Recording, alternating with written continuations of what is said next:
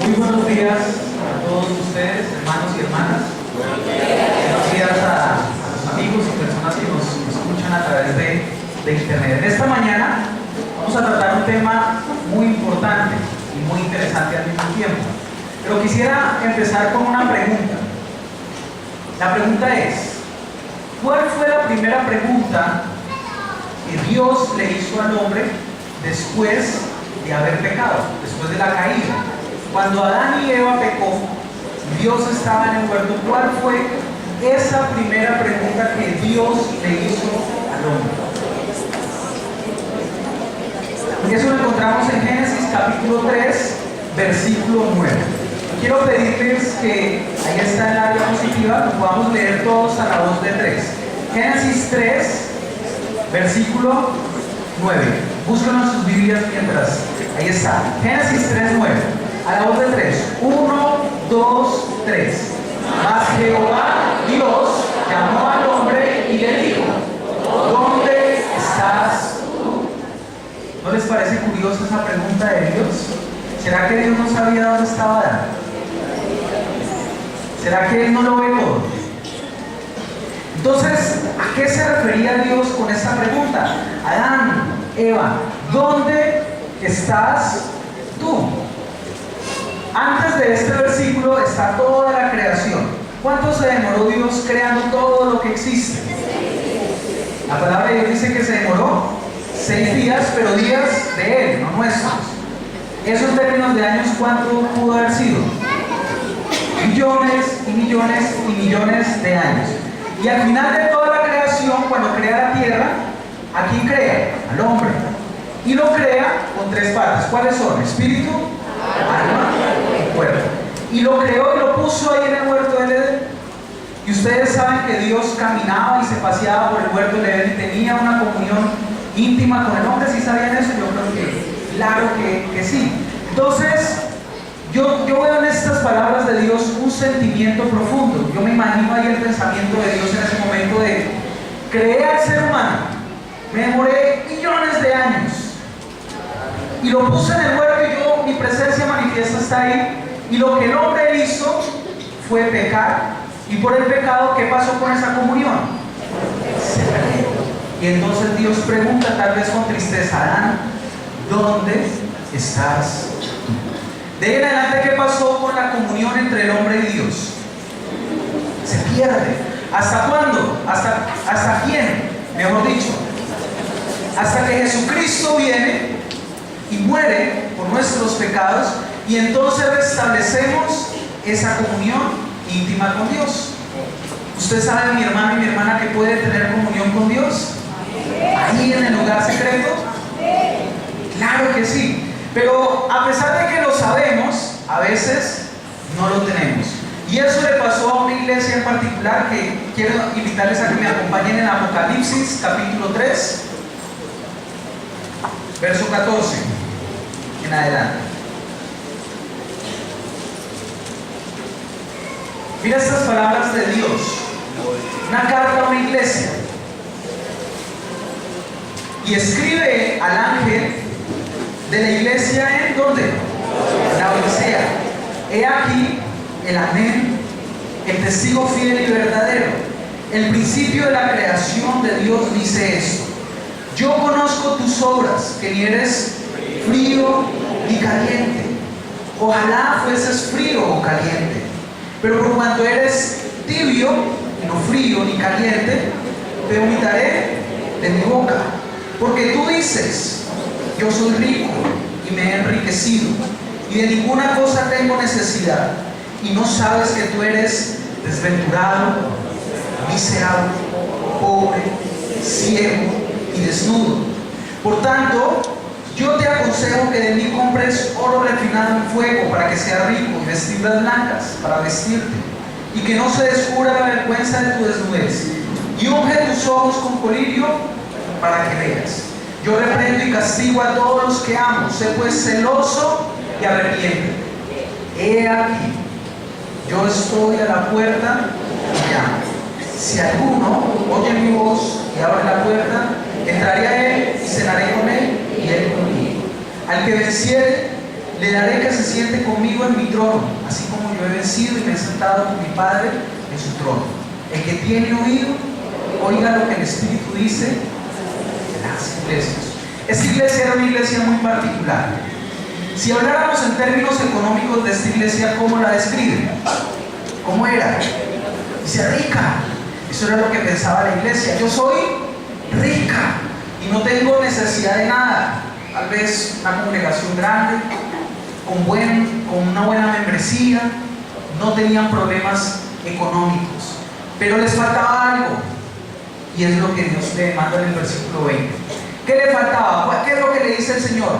He aquí yo estoy a la puerta y llamo, y si alguno me escucha, yo entraré y cenaré con él y él conmigo.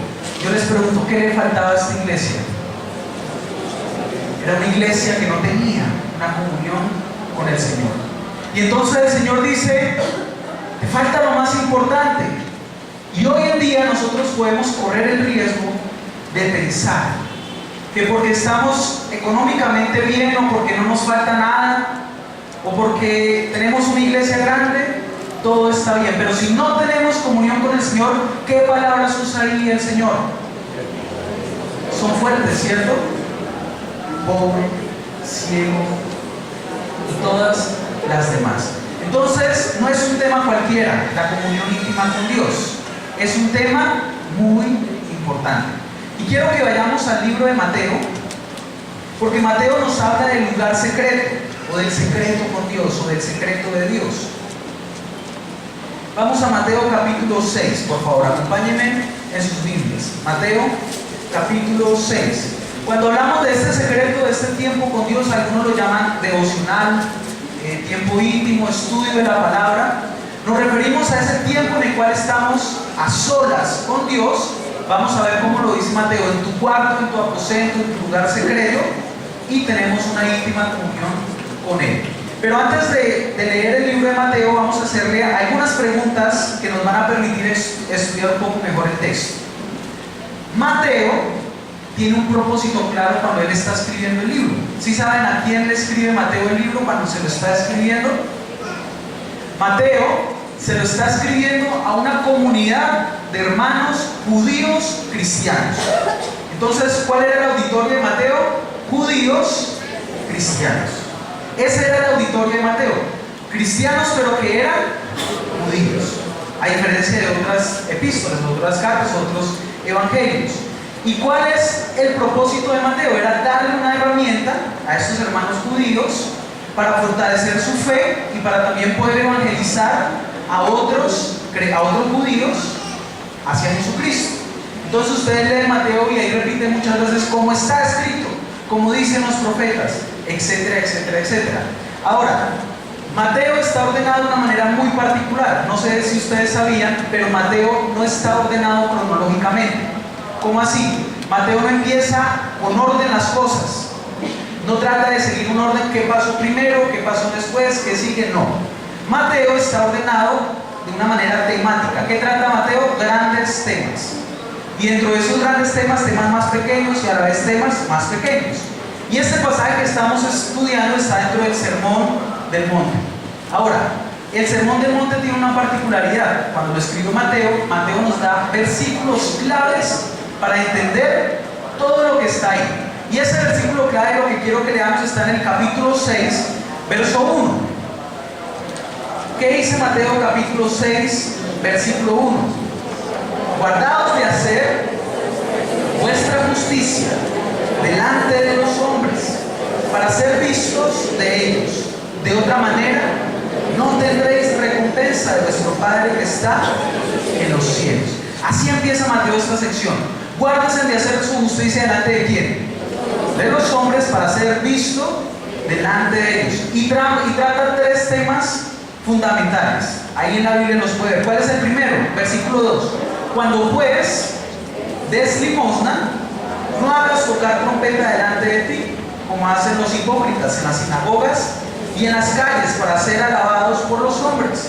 De cierto os digo que ya tienen su recompensa. Eso era lo que hacían algunas personas de la época. ¿Qué hacían ellos? Daban limosna, pero cuando la iban a dar, Entonces hacían tocar trompeta y decían, vea, voy a darle limosna a alguien, mírenme todos. Y le pasaba la limosna, ¿para qué? Para que las personas vieran y que dijeran, uy, esta persona sí que es generosa. Esa es una primera práctica que tenía. Pero dice Jesús, mas tú, cuando des limosna, no sepa tu izquierda lo que hace tu derecha, para que sea tu limosna en secreto, y tu Padre que ve en lo secreto, ¿qué hará? Pero que te recompensará. Después sigue hablando de la oración. Leamos qué nos dice acerca de la oración. Y cuando ores, no seas como los hipócritas, porque ellos aman el orar en pie en las sinagogas y en las esquinas de las calles para ser vistos de los hombres. De cierto os digo que ya tienen su recompensa. Mas tú, cuando ores, ¿qué hagas? Entra en tu aposento y cerrada la puerta, ora a tu Padre que está en secreto, y tu Padre que ve en lo secreto te recompensará en público. Y orando, dice Jesús, no uséis vanas repeticiones como los gentiles, que piensan que por su palabrería serán oídos. No os hagáis pues semejantes a ellos, porque vuestro Padre sabe de qué cosas tenéis necesidad antes que vosotros le pedís. Vosotros pues oraréis así. Y ahí entonces conocemos el Padre Nuestro. ¿Cuál era la segunda práctica de la época? La oración. ¿Y cómo oraban en ese entonces? ¿Y cómo oraban algunos fariseos? Cuando daban limosna hacían tocar trompeta. Pero cuando oraban, ¿a dónde oraban? Afuera, en las calles, afuera de las sinagogas, tal vez afuera del templo. Y oraban y tal vez hablaban duro y le agradecían a Dios y le pedían, y etcétera, etcétera, etcétera. ¿Cuál era la motivación de estas personas? Ser vistos delante de los hombres. Pero ¿qué dice Jesús? Mas tú, cuando ores, ¿cómo lo debemos hacer? Entra en tu aposento y cerrada la puerta, ora a tu Padre que está en lo secreto, y tu Padre que ve en lo secreto te recompensará en público. Y seguimos ahí más adelante con una última práctica que tenían en la época, el verso 16.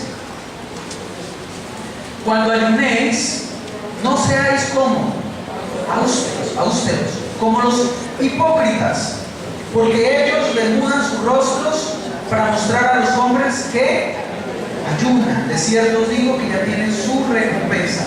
Pero tú, cuando ayunes, unge tu cabeza y lava tu rostro, para no mostrar a los hombres que ayunas, sino a tu Padre que está en secreto, y tu Padre que ve en el secreto te recompensará en público. Una tercera práctica que tenían, que era con el tema del ayuno. ¿Cómo ayunaban ellos? Decían, hoy vamos a ayunar, entonces no me pongo la corbata, sino que me voy a ir, mejor dicho, lo más feo posible, para que me vean así con cara de que estoy ¿qué? Ayunando, y me digan, este hermano sí que da limosna, sí que ora y sí que ayuna. Pero Jesús dice, y con lo que empieza Mateo, guarden de hacer vuestra justicia delante de los hombres para ser vistos de ellos. Yo les pregunto, en estos tres pasajes que hemos leído, tres temas, ¿qué es lo que se repite en los tres?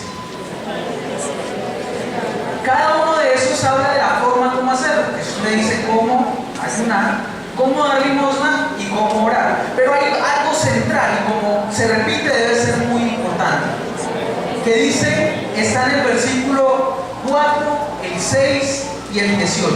Pero leamos el verso 6, que es el que vamos a entrar en mayor profundidad. Mas tú, cuando ores, entra en tu aposento y cerrada la puerta, ora a tu Padre que está en secreto, y tu Padre, ahí está lo que se repite en las tres, y tu Padre que ve en lo secreto te recompensará en público. En los tres dice lo mismo. El Padre está en el secreto, el Padre ve en el secreto, y el Padre recompensa en público. Y hoy vamos a tratar este tema, y el título de la enseñanza es sencillo, nos lo da Mateo. El secreto es el secreto, no hay pierde, ¿cierto? Mateo ya es claro, ya no está hablando de que el secreto tanto en la oración, como en el ayuno, como en el dar limosna. Entonces, el secreto es el secreto. Y Mateo nos da 3 razones ahí para estar en el secreto, que están en esos 3 versículos. ¿Cuáles son? Muy sencillas.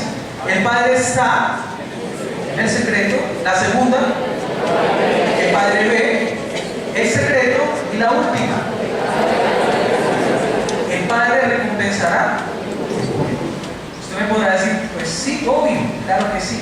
Pero recordemos a quién, qué auditorio tenía en mente Mateo. ¿A quién le estaba escribiendo Mateo? A judíos. A judíos.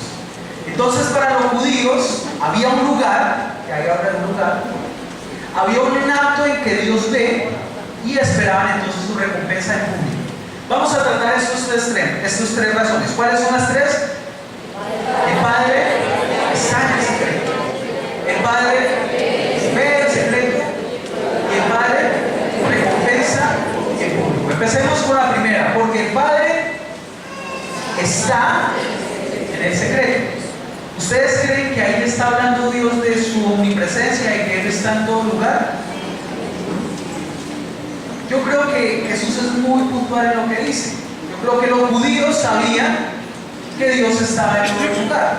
Así que Jesús se refería a otra cosa. Cuando dice que el Padre está en el secreto, habla de la presencia manifiesta de Dios. En la presencia manifiesta de Dios. Yo les pregunto, en el huerto del Edén, ¿dónde estaba la presencia manifiesta? ¿Estaba ahí? ¿Sí o no? Sí, estaba con Adán. Dice que la voz de Jehová se movía y hablaba ahí con Adán. Estaba. Pero por causa del pecado, ¿qué pasa con esa presencia manifiesta de Dios? El hombre es separado, ya no puede gozar de esa presencia manifiesta. En la época de Moisés, ¿dónde estaba la presencia manifiesta de Dios? Cuando Dios le muestra en el monte el modelo del tabernáculo, ¿dónde estaba puntualmente? Había un lugar dentro del tabernáculo y al fondo estaba el lugar santísimo. Y en el lugar santísimo estaba ¿qué? El arca del Señor, y ahí estaba la presencia manifiesta. Y yo le pregunto, ¿el ser humano podía entrar ahí? ¿Cualquier persona podía entrar? Solamente una persona podía entrar una vez en el año y con una santidad tremenda, o si no moría. ¿Y quién era? El sumo sacerdote. Después del tabernáculo, ¿qué viene? El templo. ¿Quién construye el templo? Salomón. Y dentro del templo también está el lugar santo, el lugar santísimo, y en el lugar santísimo también estaba la presencia de Dios. Busquemos por un momento Segunda de Crónicas, capítulo 5, versículo 14. Mira lo que pasó en ese entonces, para entender un poco mejor esto de la presencia manifiesta de Dios. Segunda de Crónicas 5, 14. Y no podían, ¿quiénes? Los sacerdotes estar allí para ministrar por causa del ayuno. Porque ¿quién? La gloria de Jehová había llenado. ¿Podía estar el ser humano donde estaba la gloria de Dios manifiesta? No podía en ese entonces. Entonces imaginemos, contextualicemos eso a hoy en día. Construyeron el templo y estaban en una reunión espectacular, y entonces Dios dijo: voy a derramar mi gloria, voy a derramar mi presencia sobre este lugar. ¿Y qué les dijo a las personas en ese entonces? Como voy a derramar mi presencia, por favor, si estuviéramos hoy en día en esa época, entonces Franklin nos dirigió en la alabanza y la gloria de Dios, como ahorita estaba, empezó a llenar. ¿Qué nos hubiera tocado hacer a nosotros? Salir. Pero por medio de Jesucristo las cosas cambiaron. Y cambiaron también en torno a eso, a la presencia manifiesta de Dios. Hoy en día nosotros podemos ser llenos del Espíritu Santo. ¿Has sido lleno del Espíritu Santo? Claro que sí. Mira lo que dice Juan capítulo 14, verso 17. Vayamos a Juan capítulo 14, verso 17. Hablando del Espíritu Santo. Y el Espíritu de verdad, el cual el mundo no puede recibir porque no le ve ni le conoce, pero vosotros le conocéis, porque ¿qué? Mora con vosotros y estará en vosotros. Dos cosas diferentes que hace el Espíritu Santo. La primera es que Él mora ¿dónde? En nosotros. Él mora en ti. Pero también está contigo. Entonces, teniendo eso en mente, ¿qué creen ustedes que está hablando Jesús? ¿De cuál presencia? ¿De la omnipresencia o de su presencia manifiesta? De su presencia manifiesta. ¿Qué le estaba diciendo Jesús a los judíos en ese momento? Mira, la presencia de Dios manifiesta ya no solo está en el lugar santísimo, no solo estará ahí en el templo, sino que ahora por la gracia, ¿a dónde también podrá estar? En el secreto, en mi aposento. ¿No les parece eso espectacular, hermanos? Que la gloria de Dios, la presencia de Dios, Dios mismo a través de su Espíritu Santo, esté contigo y conmigo en el secreto. Esa es una razón de peso que Mateo nos da para entonces nosotros estar en el secreto con Dios. Y yo te pregunto, si hoy sabemos que Dios está conmigo en el secreto, ¿por qué entonces dejamos pasar los días y no estamos en el secreto con Dios? Cuando tenemos en el secreto la presencia manifiesta de Dios. No solo que Dios está ahí porque Él está en todo lugar, no, es que Él ha decidido estar ahí y manifestar su presencia para llenarme en el secreto, para hablarme en el secreto, para enseñarme la palabra. ¿Quién te enseña la palabra? El mismo Espíritu Santo. Entonces, cuando tú estás en el secreto y lees la Biblia, ahí está el Espíritu Santo con su presencia manifiesta, hablando, enseñando. Esa es la primera razón, porque el Padre está en el secreto. ¿Cuál es la segunda? Porque el Padre ve en el secreto. Yo les pregunto, ¿será que Jesús se está refiriendo ahí a la omnisciencia de Dios, o que Él todo lo conoce, que Él todo lo ve, o querrá decirnos algo más? Yo creo que los judíos sabían que Dios todo lo veía, ¿cierto? Pero Jesús está hablando de algo muy particular. Y para entenderlo, vayamos por favor a Segunda de Crónicas, donde estábamos ahorita, verso 6. Segunda de Crónicas, capítulo 6, verso 19, 20 y 21. Esta es una oración que hizo Salomón una vez terminó el templo. Mira lo que Salomón le oró a Dios. Mas tú ¿qué? Mirarás, ojo con esa palabra, mas tú mirarás la oración de tu siervo y a su pueblo, Jehová Dios mío, para oír el clamor y a la oración con que tu siervo ora delante de ti. Versículo 20, claro, que tus ojos estén como abiertos. ¿Sobre dónde? Sobre esta casa, de día y de noche, sobre el lugar del cual dijiste, mi nombre estará allí, para que oigas la oración que tu siervo ora en este lugar. Asimismo que oigas el ruego de tu siervo y de tu pueblo Israel, cuando ¿dónde? En este lugar hicieren oración, que tú oigas desde los cielos, desde el lugar de tu morada, que oigas y perdones. En otras palabras, Salomón le oró a Dios y le dijo, mira, aquí está el templo, yo te pido que cuando se ora en este lugar tú te hagas, tú veas la oración, tú oigas la oración y tú respondes. Entonces los judíos, ¿cómo oraban después de eso? ¿O hacia dónde oraban? Para ellos la concepción de la oración estaba representada en un lugar. ¿Cómo se llamaba ese lugar? El templo. Entonces cuando oraban, buscaban, si no podían ir al templo, como Salomón oró, de que respondiera allá, que viera esa oración, entonces se ubicaban y miraban donde estuvieran. ¿Hacia dónde? Hacia el templo. Incluso hoy queda algo de ese templo que es el muro de los lamentos, y las personas siguen yendo allá con base a esta promesa de que si se orara ahí, Dios respondería. Esa es la motivación con la que muchos van a orar a ese lugar. Pero entonces, teniendo eso en mente, ¿qué nos dice Jesús y qué le estaba diciendo Jesús a las personas? Que Dios no solamente iba a ver la oración ¿a dónde? En el templo, sino que ahora, de la misma manera como él veía esa oración allá, ¿a dónde iba a ver la oración? En el secreto. Yo creo que para los judíos en ese momento les causaba un poco de dificultad entender estas palabras. ¿Cómo así que la gloria de Dios, la presencia de Dios, ahora va a estar en el secreto? ¿Cómo así? Que ahora no solo en el templo, sino en el lugar secreto. Esa es una razón de peso. Yo creo que tú lo sabes. Cuando tú oras en el secreto, ¿Dios lo ve? ¿Tú crees que Dios ve tu oración ahí? ¡Claro que sí! Y por eso oramos en el secreto. Entonces es una razón de peso que hoy, por la gracia de Jesús, el Padre oye nuestra oración en el lugar secreto. Pero la última razón, ¿cuál era? Recordemos las tres. El Padre está en el secreto. El Padre ve.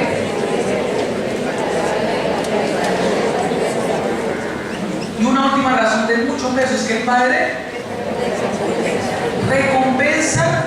¿A dónde?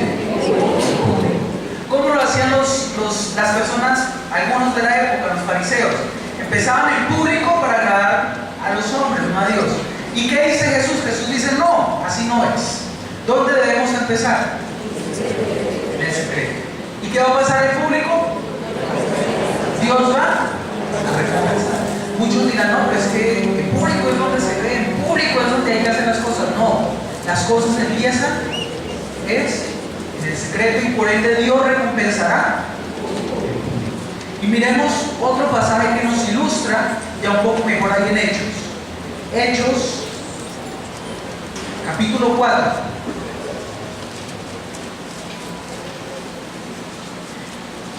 Hechos, capítulo 4. Vamos a leer dos versículos puntualmente. Hechos 4. Empecemos con el versículo 5 para ver quiénes estaban ahí. Aconteció, Hechos capítulo 4, versículo 5.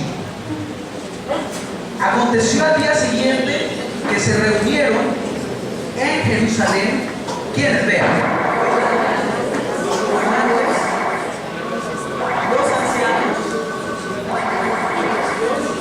los escribas, ¿quién más?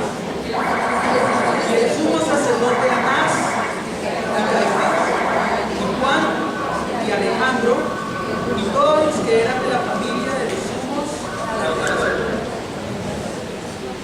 Y todos los que eran de la familia de los sumos sacerdotes. ¿Quiénes estaban ahí? Con Pedro y con Juan. Estaban los gobernantes, pero también estaba el sumo sacerdote y todos los principales gobernantes de todo Israel. Entonces, hoy en día, ¿quiénes estarían ahí sentados? El presidente, los ministros y todos los que gobiernan, y pongamos ahí tal vez al arzobispo de la iglesia católica. Estaba la pesada ahí, y estaba también Pedro y Juan. Pero vea el versículo 13. Miremos el verso 13. Entonces, viendo, ¿quiénes estaban viendo? Los gobernantes, los sumos sacerdotes, etcétera, etcétera. Entonces, viendo el denuedo de Pedro y de Juan, y sabiendo que eran como hombres sin letras y de vulgo, se maravillaban y les reconocían. Ahí está el secreto, que habían estado con Jesús. ¿Cuál era la diferencia de Pedro y de Juan? Los gobernantes estaban viendo algo en ellos. Dijeron, estos hablaron impresionante, pero les reconocían que habían estado con quién? Con Jesús. Y ahí es donde marca la diferencia. ¿Estar con quién? Tal vez los fariseos ahí estaban hablando puntualmente de que ellos habían caminado y habían vivido con Jesús. Pero hoy en día aplica a nosotros también. Cuando estamos con quién? Mira quiénes lo reconocieron. Bien. Y podemos ver ahí algunas cosas, volvamos a leer. Entonces, viendo que el denuedo de Pedro y de Juan, el público que va a ver, si yo estoy en el secreto con Dios, ¿el qué? El denuedo. ¿Y eso habla de qué? Del poder de Dios. Esa es una recompensa que vivimos. Si yo estoy en el secreto, el público, incluso personas que no conocen de Dios, van a ver que el poder de Dios en mi vida.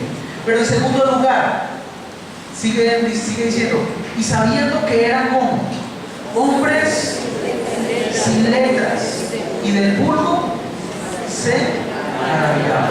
¿Qué vieron ellos ahí en Pedro y en Juan? Una transformación de vida, ¿cierto? Una transformación de ser pescadores que no tenían nada de letra, que no sabían nada, a tener ahora un denuedo y un poder. Y eso es lo que las personas ven en público, la transformación que Dios hace en mi vida. Pero ¿dónde empieza esa transformación? En el secreto, estando con Jesús. Pero sigue el pasaje diciendo, y les reconocían que habían estado con Jesús. Las personas verán que somos verdaderos y auténticos discípulos de Jesús. Es lo que me dice el texto. Los fariseos están diciendo, estos que en realidad caminaron como Jesús y ya hablan como Jesús, son como Jesús. Y es lo que las personas verán en nosotros, que somos auténticos discípulos de Jesucristo. Y finalmente, ¿cuántos discípulos hizo Pedro, hizo Juan en ese momento, en esa época, después de ese discurso? Dice que miles se bautizaron. Y esa es otra recompensa pública, que vamos a ser ¿qué? Discípulos para Jesucristo. Aquí hay personas que tienen ministerios, hermosos ministerios, banderas, banderos, alabanza, el ministerio de la predicación. Yo les pregunto, ¿dónde debe comenzar ese ministerio? En el secreto. Voy a poner un ejemplo conmigo, ya para terminar. ¿Qué me dice Dios? Que yo debo empezar en el secreto. ¿Qué pasa si yo me paro acá y no permito que Dios me transforme a mí en el secreto? No permito que Dios me hable en el secreto, a mí de manera personal, sino que simplemente preparo una enseñanza por prepararla y vengo acá y les hablo por hablarles. ¿Qué palabra usa Dios ahí? ¿Cómo les digo a los de la época? Hipócrita. ¿Por qué? Porque quiero demostrar en público, pero en el secreto no pasa nada. Si yo les hablo desde aquí hoy, debo tener la autoridad de que Dios me ha hablado antes. ¿A dónde? En el secreto. Y no porque tenga que enseñar acá, sino porque en el secreto Dios me habla para transformar mi vida. Lo mismo el ministerio de alabanza. ¿Qué pasa si yo vengo acá y toco bonito y canto bonito y ministro bonito a la iglesia, pero en el secreto nunca he cogido una guitarra para cantarle a Dios? ¿Cómo dice Dios ahí? ¿Qué dice? Hipócrita. Porque acá suena bonito, pero en el secreto no me has cantado ni una sola canción. El ministerio que sea, la labor que sea, no importa. El fundamento es el secreto. Y por eso entonces podemos asegurar con el título de la enseñanza que en la vida cristiana el secreto es el secreto. Y quiero dejarles con una pregunta sencilla pero concreta. ¿Cómo está tu secreto con Dios? Yo sé que tú le puedes orar a Dios mientras vas en la vocera. Yo sé que Él está contigo ahí y Él te escucha. Yo sé que tú le puedes orar mientras trabajas en la oficina, mientras cocinas. Pero hay un lugar especial que es el secreto. Es lo mismo que como con mi esposa. Yo le puedo hablar a ella mientras voy camino al trabajo. Pero hay un lugar especial de intimidad que es en donde, en el secreto. Es lo mismo con Dios y es necesario, hermanos y hermanas, cultivar el secreto con Dios. ¿Cuándo? ¿Cada semana? ¿Cada vez que tenga que enseñar o que tenga que ir a cada alabanza? Cada día de mi vida. Esa debe ser la prioridad. Mi secreto con Dios, mi estudio de la palabra, estar a solas con Él, adorarle ahí en el secreto, orar. Entonces yo les invito a que en esta mañana tomemos la decisión más importante, si no la has tomado aún, y es que el secreto con Dios sea tu prioridad, sea tu prioridad. y el resto de cosas pasarán, porque Dios recompensará. Yo te invito a que te pongas de pie.